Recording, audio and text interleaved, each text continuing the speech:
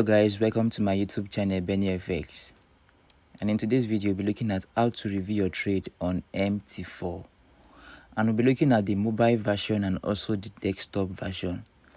And in case you're new to my channel, please don't forget to subscribe to my channel and hit the notification bell so that you get notified when I drop a new video. Now this is the mobile version. We go to history, so we can look at the daily, weekly, monthly, and we can also customize what time frame we want. So that is it. So this is just a few trades we have for this day. So this is where you see it. Now let's look at the desktop version and see.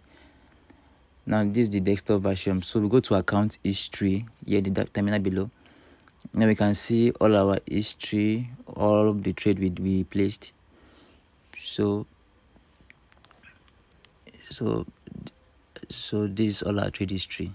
So that is how to review your trade on mt4.